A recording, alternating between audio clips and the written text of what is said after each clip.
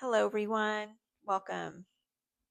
So, I recently took a poll on my channel asking people what was your number one fear regarding coming out of a dark season, specifically a toxic relationship. And the number one response was being terrified of repeating the same pattern and getting stuck all over again in what you just escaped from. And I get that because that was my actually number one fear as well. It's as if you don't trust your own judgment anymore. It's completely clouded. It's like this toxic dynamic where your brain gets wired for chaos and you don't know how to get out and you don't think there's any other way. The solution is that you don't have to make any giant, scary, life changing decisions all at once, all in one day. You only need to decide for yourself one day at a time, sometimes 1 hour at a time, to make one small change, one boundary, one promise that you're going to keep to yourself, even if it's just drinking water, working out, writing in a journal. And that's something that's been really important to me that has helped me escape chaos from my own brain. You think of ways to prove to yourself one day at a time that you are in control.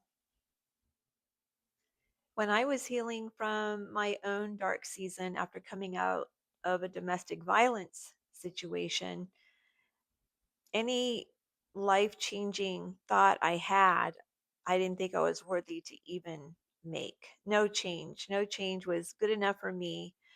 And that just wasn't true.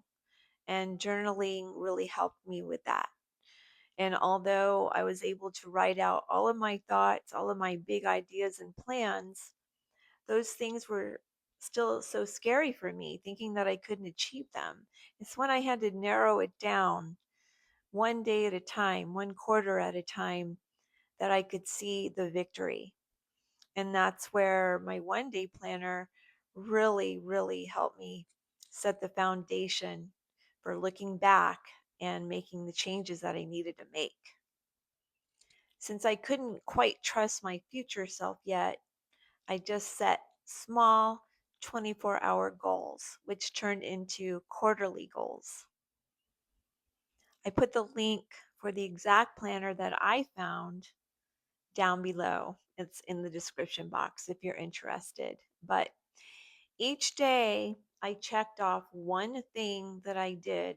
That was a win. That was another step towards setting my boundaries and trusting myself again with a bigger picture. Each time you check off a day where you choose you, that's a win. That's a step toward breaking the pattern. So that fear that was number one in the poll of repeating the same pattern and falling back to where you were is an umbrella covering 3 red flags. Red flag one, confusing anxiety with chemistry. That's a big one. You're feeling butterflies. You're feeling nervous about whether he or she is going to text back. You're waiting and waiting. You don't know how they feel about something that you just said.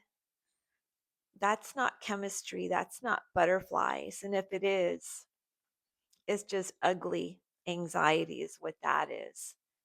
And that's something that we need to step away from. That's when you know that that's trouble. You need to back off.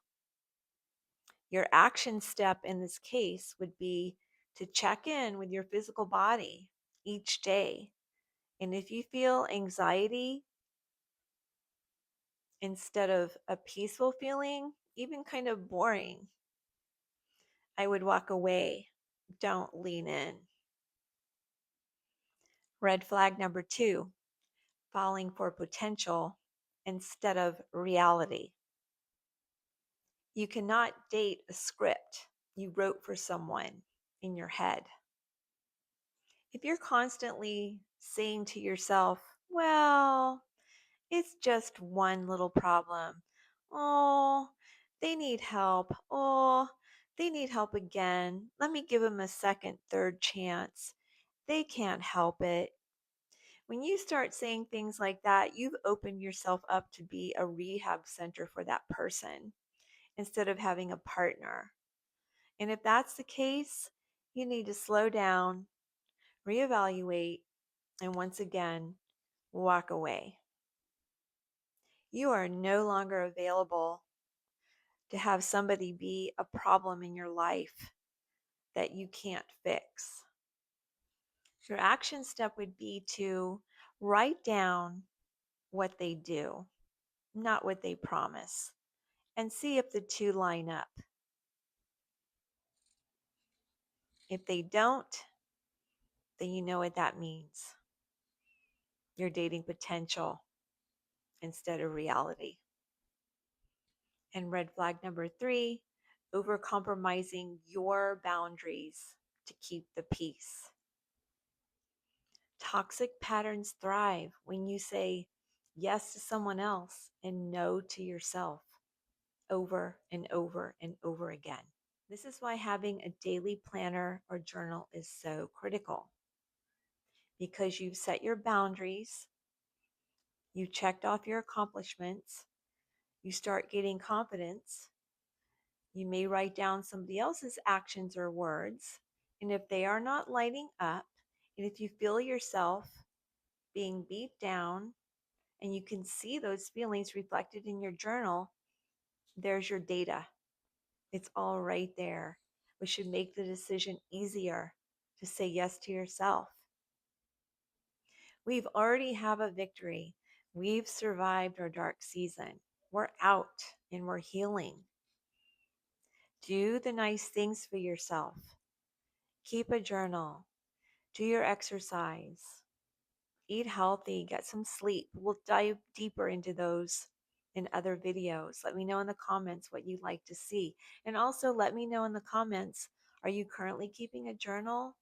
Do you have that number one fear that you'll repeat the pattern? Let me know. Let's have a conversation about it. I look forward to seeing y'all again in the next one. Bye now.